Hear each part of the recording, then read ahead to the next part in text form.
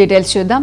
వియత్నాంలో విషాదం చోటు చేసుకుంది. ప్రముఖ పర్యాటక ప్రాంతమైన హాలాంగ్ బేలో టూరిస్టులతో వెళ్తున్న ఓ బోటు బోల్తా పడింది. ఈ ఘోర ప్రమాదంలో 19 మందికి పైగా ప్రాణాలు కోల్పోయినట్లు తెలుస్తోంది. ప్రమాద సమయంలో బోటులో తెలుగు రాష్ట్రాలకు చెందిన పర్యాటకులు కూడా ఉన్నట్లు సమాచారం. పలువురు గాయపడగా వారిని సమీపంలోని స్థానిక ఆసుపత్రికి తరలించి చికిత్స అందిస్తున్నారు.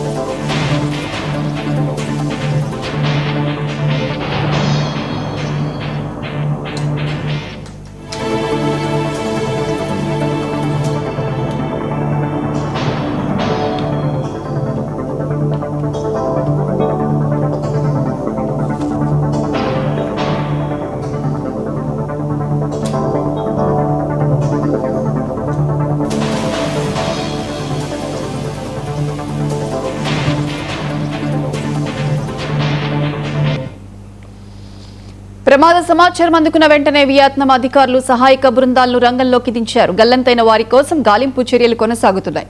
ప్రమాదానికి గల కారణాలపై అధికారులు దర్యాప్తు చేపట్టారు. తెలుగు రాష్ట్రాలకు చెందిన పర్యాటకుల పరిస్థితిపై భారత రాయబార కార్యాలయం స్థానిక అధికారులతో సమన్వయం చేసుకుంటూ పరిస్థితిని ఎప్పటికప్పుడు పర్యవేక్షిస్తోంది.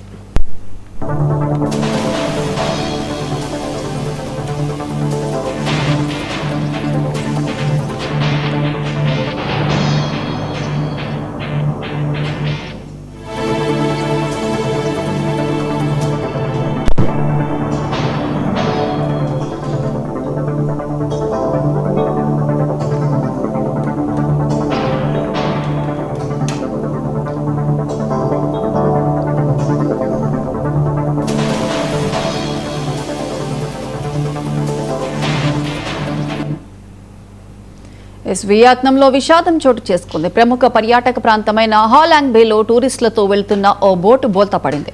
ఈ ఘోర ప్రమాదంలో 19 మందికి పైగా ప్రాణాలు కోల్పోయినట్లు తెలుస్తోంది. ప్రమాద సమయంలో బోటులో తెలుగు రాష్ట్రాలకు చెందిన పర్యాటకులు కూడా ఉన్నట్లు సమాచారం. పలువురు గాయపడగా వారిని సమీపంలోని స్థానిక ఆసుపత్రులకు తరలించారు. దీనికి సంబంధించి పూర్తి అప్డేట్స్ మా AP bureau chief Raghavendra phone line అందిస్తారు. రాఘవేంద్ర,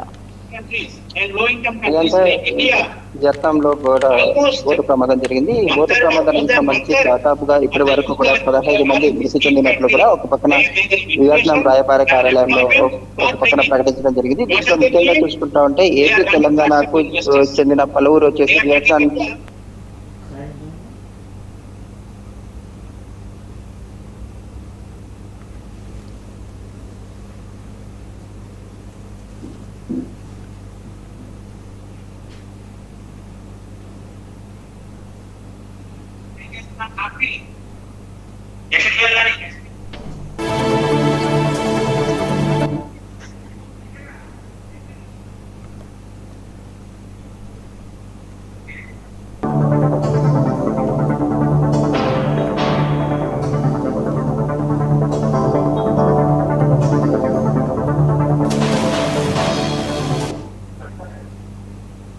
ప్రియాంక, వియత్నాంలో బోటు ప్రమాదం తీవ్ర విషాదం చోటు చేసుకుంది. దీనికి సంబంధించి ఒక పక్కన వియత్నాంకి కూడా ఏపీ తెలంగాణకు చెందిన పలువురు కూడా ఒక పక్కన వెళ్ళటము, అక్కడ బోట్లో దాదాపుగా 32 మంది ప్రయాణిస్తా ఉన్నారు. ఇటు సమయంలో కూడా బోటు ప్రమాదానికి చోటు చేసుకోవడంతో దాదాపుగా 23 మంది కూడా మృతి చెంది 15 మంది మృతి చెందినట్టు కూడా తెలుస్తుంది. మిగతా వారిని కూడా అక్కడ సహాయక చర్యలు చేపట్టారు. ఇప్పటికే కొంతమంది గల్లంతైనట్టు కూడా ఒక పక్కన వియత్నాం రాయబార కార్యాలయం కూడా తెలిసింది. దీంట్లో ముఖ్యంగా చూసుకుంటా ఉంటే ఏపీ తెలంగాణకు సంబంధించిన పలువురు కూడా ఉన్నట్లు ఒక పక్కన ఇండియన్ రాయబార కార్యాలయానికి కూడా దీంట్లో తెలపడం జరిగింది. ముఖ్యంగా చూసుకుంటా ఉంటే దీంట్లో మచిలీపట్నానికి తెలిసి జయశ్రీ, కడపకి చెందిన శ్రీధర్ అదేవిధంగా జయశ్రీ భర్త కిషోర్ పరిస్థితి ప్రస్తుతం విషమంగా ఉన్నట్లు తెలుస్తుంది. అదేవిధంగా 23 మందిని కాపాడినట్లు ఇప్పటికే కూడా రెస్క్యూ టీం ఒక పక్కన భారత రాయబార కార్యాలయాన్ని కూడా తెలిపినట్లు తెలుస్తుంది. ఈ నేపథ్యంలో పూర్తి స్థాయిలో కూడా ఎప్పటికప్పుడు కూడా భారత రాయబార కార్యాలయం నుంచి కూడా ఒక పక్కన ఏపీ తెలంగాణకు సంబంధించిన ప్రతినిధులు కూడా ఎప్పటికప్పుడు విషయాలు కూడా చేరవేస్తున్నారు. కాకపోతే అక్కడ